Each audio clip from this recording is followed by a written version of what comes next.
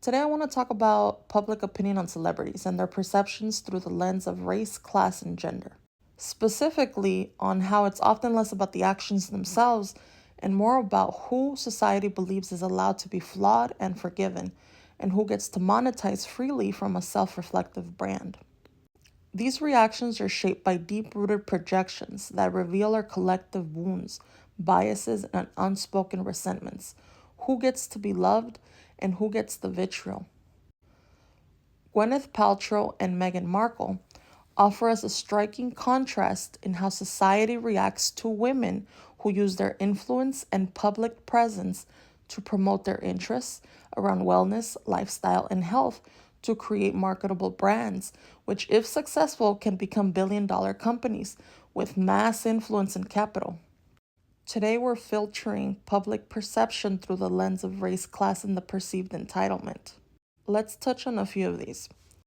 Gwyneth Paltrow is, for the most part, largely praised for promoting alternative wellness. At worst, she's slightly mocked for certain cultural associations related to pseudoscience or practices that are appropriated from non-Western cultures, but not because of the appropriation aspect, but because people are initially only seeing things for the shock value.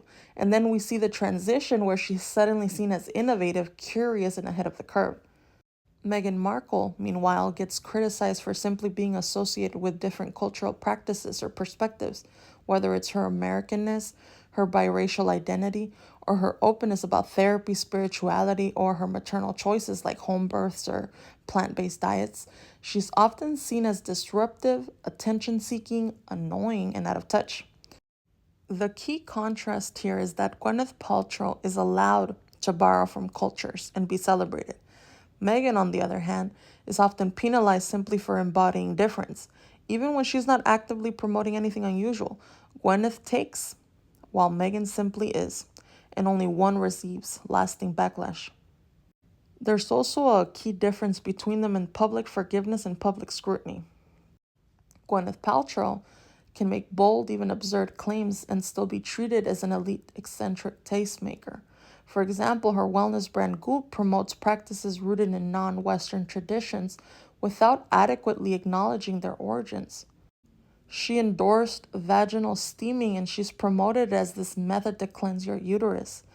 This practice has historical roots in various cultures, including parts of Africa, Asia, and Central America. In these traditions, vaginal steaming was used for postpartum care and other health reasons.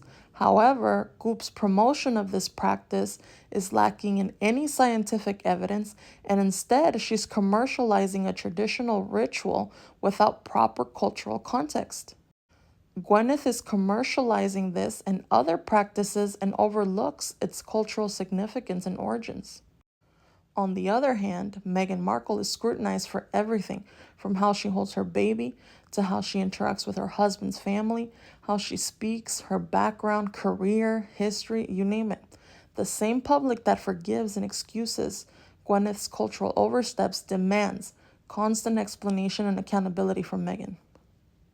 We see Gwyneth is seen as harmlessly indulgent. Meghan is often seen as threatening or calculating, despite being far less commercially exploitative. What we see highlighted is whiteness as a cushion. Gwyneth benefits from the halo of her whiteness and her family's old money. Even when she's critiqued, it's often within a framework that assumes her legitimacy, her right to explore, create, and lead a trendsetter. Meghan's blackness, American background, and outsider status in the royal family meant her legitimacy was constantly under suspicion. She's rarely extended the benefit of the doubt, even when acting with restraint or dignity. And then, for the sake of the family, her sanity, and safety, Meghan and her husband Harry give up their royal titles, the stipend, Secret Service, protection, which really was a cage in itself, but that's a different story. And they set foot for America, the land of opportunities. And what does she get? She's criticized for speaking about her experience. She's called greedy for signing a deal with Netflix to make a documentary and introduce her name into the home and wellness space. Every interaction with her husband is dissected, and it seems like the public is praying for her downfall. The hate is constant and relentless. We see a clear difference again. Gwyneth gets to be eccentric and curious. Meghan is boxed into defensive roles: the disruptor, the overreaching commoner, the manipulative woman. Even more so, these insults and perceptions have nothing to do with her efforts at building a brand and business or the wellness space at all. This is targeted direct hatred at Meghan as a person. And if we want to get into the nuances of this animosity, there seems to be a floating question: who gets to be well?